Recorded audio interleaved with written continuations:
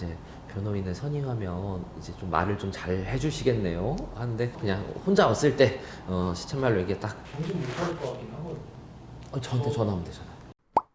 안녕하십니까. 느낌 좋은 변호사 휠변입니다. 오늘은 경찰 조사에 대해서 좀 다뤄볼 건데요. 살면서 경찰 연락 받는 경우가 그렇게 많지는 않을 거예요. 요새는 보이스피싱 같은 거 많이 당하셔서 경찰서 가시는 분들도 있는데 막 조사받으러 오라고 이렇게 이제 경찰 연락이 오면 많이 당황스러워 하십니다. 그래서 요거는 어떻게 이제 경찰 연락이 왔을 때 대응을 해야 되는지 오늘은 좀 다뤄보도록 하고요.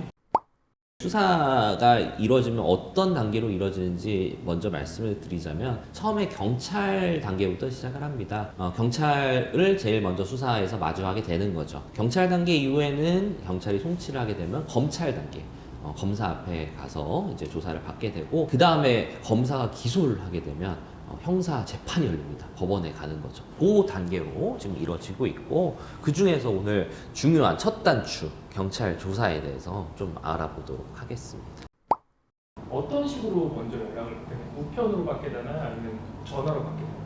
경찰은 보통 다 전화가 와요. 처음에 무슨 지역번호 있는 번호로 오기도 하고 아니면 경찰 업무폰으로 오기도 하는데 그 지역번호 붙은 거는 사람들이 스팸인 줄 알고 보통 잘 안 받아요. 피싱도 많아가지고 경찰 수사관님들이 고충을 겪는 게 보이스피싱범인 줄 알고 다 안 받고 그래서 경찰을 처음에 전화를 받았을 때 꼭 해야 되는 게 있어요. 내가 무슨 신분인지 피의자인지 참고인인지 이걸 일단 물어보시고 경찰관의 관등 성명을 꼭 이렇게 물어보세요. 몇 팀의 계급까지 뭐 경사인지 경위인지 경감인지 뭐 이런 등등등등의 계급을 한번 물어보세요. 계급하고 이름을 꼭 물어봐야 됩니다. 왜냐하면 그 사람이 날 그 수사를 담당할 수사관이에요. 이름 정도는 알고 있어야겠죠. 그죠? 내가 고소를 당했다라는 사실을 전화로 처음 알게 되는. 그렇죠. 뭐 누가 고소 날릴 거야 한다고 고소장이 날라오는 게 아니에요. 고소장은 경찰서에 접수가 되는 거고 경찰이 전화 와서 당신 이러이러한 뭐 예를 들어서 사기로 고소당했으니 성추행으로 뭐 저기 고소당했으니까 조사받으러 나오십시오. 이렇게 얘기를 하죠.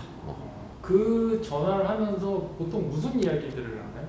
전화를 하면서 근데 오만 얘기가 다 나올 수도 있어요. 처음에 이제 수사관 스타일이긴 한데 깔끔하게 그냥 뭐 언제 어디까지 나오세요 이렇게 하시는 분들도 있고 아니면 이제 사건에 대해서 예를 들어서 뭐 이렇게 한 적 있나요? 만졌죠? 말하면서 이게 쓱 유도신문처럼 이렇게 여자는 그렇게 했다던데 그렇지 않았을까요? 말하면서 이렇게 물어보는 경우도 있어요. 근데 그런 거는 저는 직접 출두해 갖고 말씀을 드리겠습니다. 아니면 변호인을 선임해서 좀 일정을 다시 잡아보겠습니다. 그런 식으로 이제 하는 게 모범 답안이죠.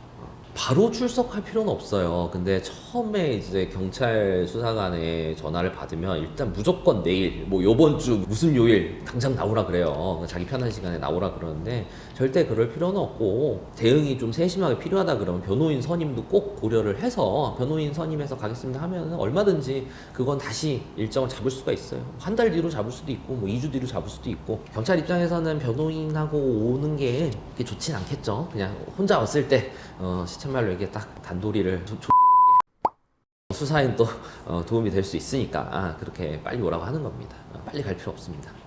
사실 무죄 추정의 원칙이라는 게 있잖아요. 결정이 되기까지는 무죄를 원칙으로 한다. 뭐 이런 그렇죠. 거잖아요. 예. 근데, 대원칙이죠. 네. 근데 제가 만약에 억울해요.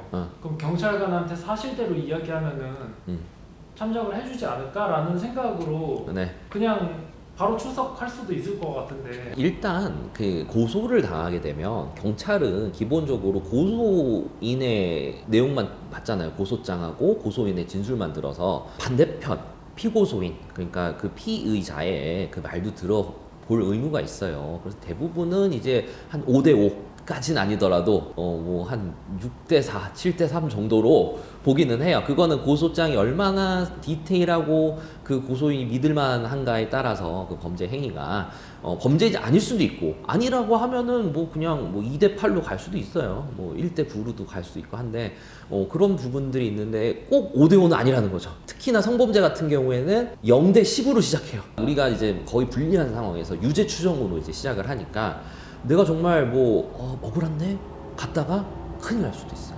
그리고 아까 일정 잡을 때 좀 꿀팁을 말씀드리면 경찰들은 당직이 있거든요. 그래서 주말에도 그러니까 토요일 일요일에도 당직을 할 수도 있어요. 근데 만약에 내가 월화수목금 다 이제 일을 하고 있다, 주말에 조사를 받고 싶다 그러면 그 수사관님한테 혹시 당직 주말에 서시는 때 있으면 혹시 그때 가도 될까요? 하면은 되게 좋아합니다.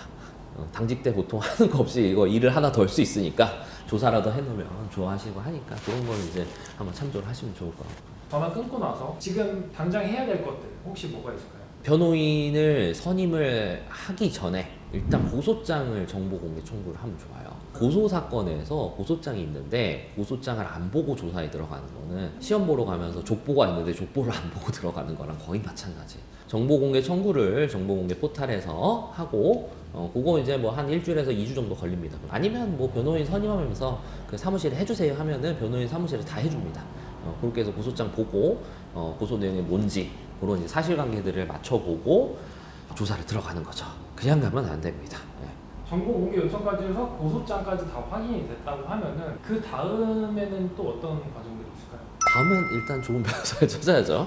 좋은 변호사를 찾으시고 만약에 뭐 변호사를 찾든 안 찾든 조사 가기 전에 꼭 해야 되는 게 고소장을 본 다음에 내가 기억하고 있는 사건의 스토리를 쫙 나열해 봐야 돼요. 예를 들어서 이걸 클럽 원나잇이라고 한번 해보죠. 막 강제 추행 아니면 강간으로 고소 당했어요. 그럼 예를 들어서 내가 클럽을 갈 때 어떻게 누구랑 연락을 해서 갔든지 조각을 해서 6명이랑 갔는지 이렇게 해서 그런 거부터 해갖고 카톡방에서 이런 대화를 나눴고 그러다가 저기 1시쯤에 들어갔고 2시쯤에 어디 바에 들러갖고 칵테일을 한 잔 시켰고 이런 것들을 다 생각해보고 마음에 드는 사람을 만나서 몇 시쯤에 나왔고 편의점에 들러갖고 음료수를 사 먹고 그 다음에 어디 분위기에 맞아갖고 옆에 있는 모텔이 보여갖고 거기 들어갔는데 엘리베이터를 탈 때 둘이 키스를 했는지 손을 잡았는지 아니면 손을 잡고 끝까지 갔던 건지 이런 것들을 한 번씩 다 기억을 해봐야 돼요. 저희 사무실은 그런데 그 경위서라 그래서 스토리를 한번 쭉 써봐라고요. 저희가 형식을 보내드려요. 그래서 이런 이제 육하 원칙에 따라가지고 그 사건에 대해서 좀 나열을 하게 먼저 이렇게 한번 써보고 그 다음에 미팅을 하면서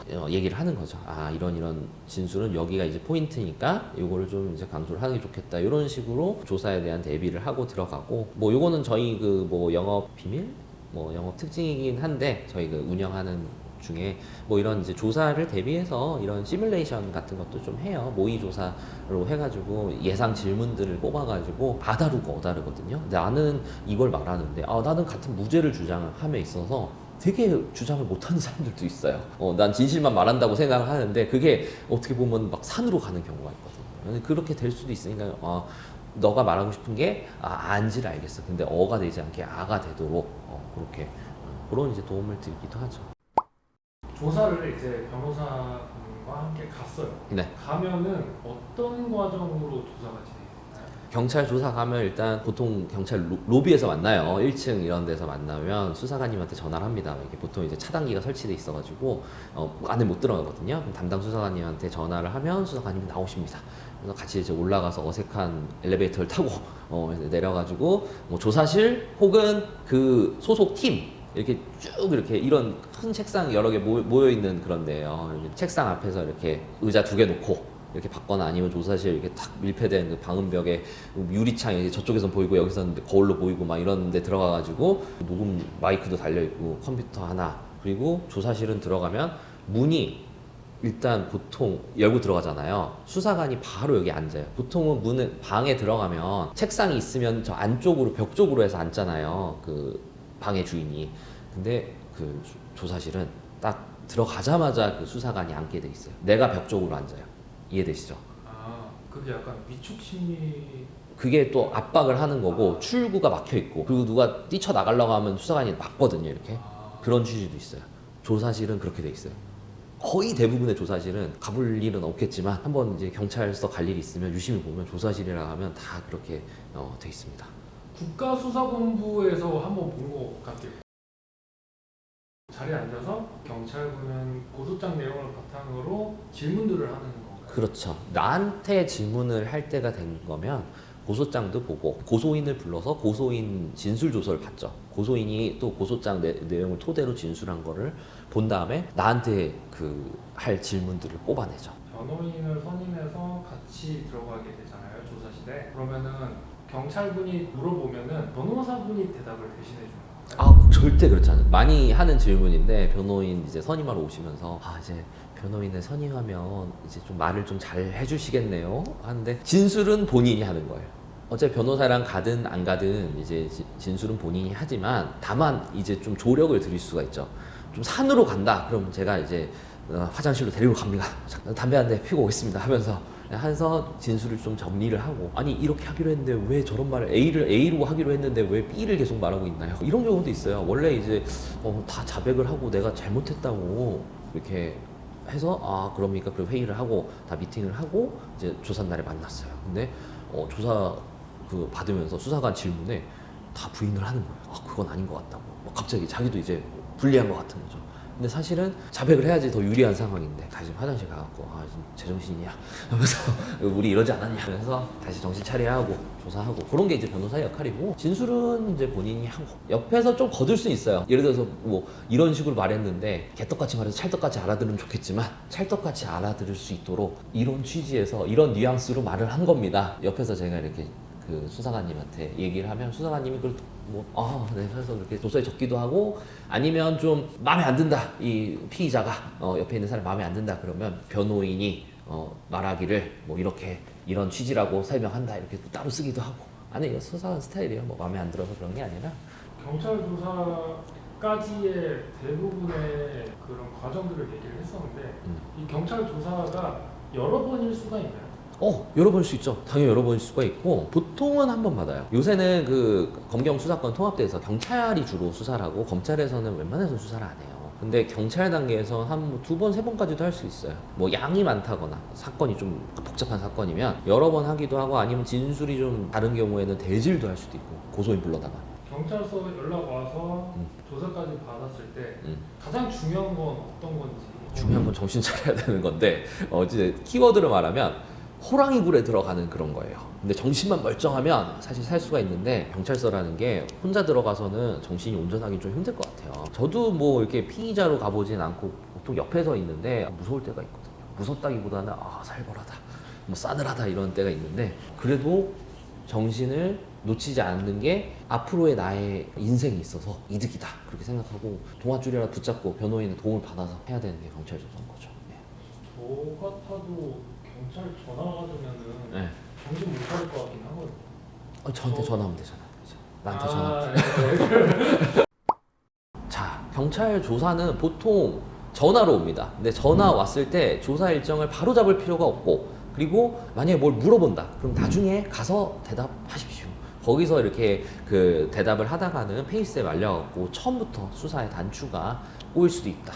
그리고 두 번째 고소장 보시고 고소장 꼭 정보공개 청구해서 보고 그 다음에 세 번째가 그 스토리를 사건 스토리를 처음부터 끝까지 한번 나열해보고 또 기억을 해서 또 중간중간 기억을 채워놓고 그 다음에 조사를 받으러 가셔야 된다. 그리고 경찰 조사 받으러 가서는 정신 무조건 차리고 웬만하면 못할 것 같으면 변호인 선임해서 조력을 받아서 조사를 받으시기 바랍니다. 왜냐하면 그 담당 수사관이 당신의 인생을 결정짓는 거예요. 어떻게 보면 칼 들고 있는 사람인데 수사를 받을 때 그래도 공손하게 하십시오. 아무리 억울한 부분이 있어도 다 사람이 하는 일이기 때문에 경찰도 사람이고 내가 미뤄서 그러는 게 아니에요. 일이니까 하는 거지. 수사를 하는 게 일이고 고소장을 받으면 수사를 해야 되는 게 의무니까 하는 거니까 너무 이렇게 무서워하거나 뭐 악감정을 갖거나 그럴 필요 없고 다 사람 하는 일이다. 그래서 그렇게 좀 요약을 드릴 수 있을 것 같습니다.